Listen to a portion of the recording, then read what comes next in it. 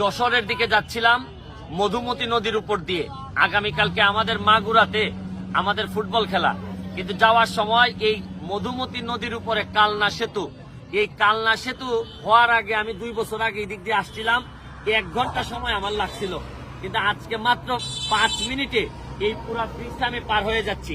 এটা কিন্তু শুধু একটা ব্রিজ না, এই কালনা সেতুটা আপনারা খেয়াল করে দেখেন, সেন্সরের মাধ্যমে লাইট জ্বলে, একটু অন্ধকার হওয়ার সাথে সাথে লাইট জ্বলে উঠছে।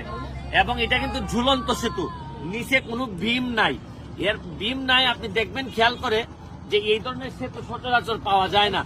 দেখে এত ভালো লাগছে যে আমার কাছে, আপনি এই জায়গায় আসলে কোনোভাবে ভাববেন না যে আমাদের অবস্থা মানে কোনোভাবে খারাপ, আমাদের বোঝার কোনো উপায়ই নাই।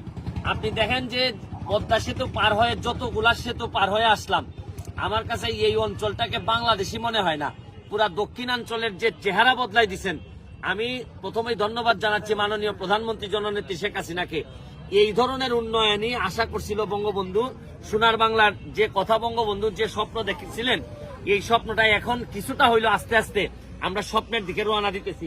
6 লেনের কাজ হয়ে গেলে পরে সিলেটও কিন্তু অনেক ডেভেলপমেন্ট হবে, কিন্তু এই দক্ষিণাঞ্চলের অবস্থা রীতিমতো মালয়েশিয়ার দিকে রওনা দিচ্ছে।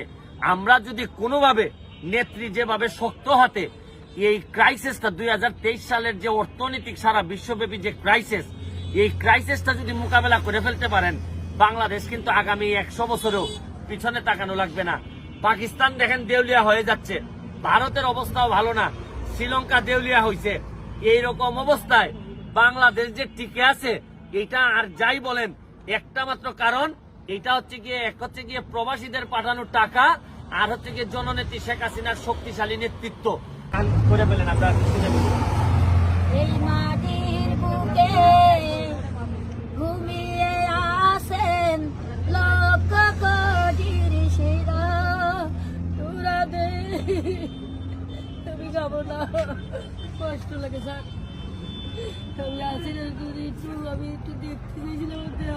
আচ্ছা, আপনি শেখ হাসিনারে দেখতে পারবেন, একবার না একবার দেখতে পারবেন, আপনি চিন্তা করেন না। আপনি তো উনার এলাকারই লোক। পুলিশের কাছে আমি অনুরোধ করলাম, আমি একটু হাসিনার সাথে কথা বলবো।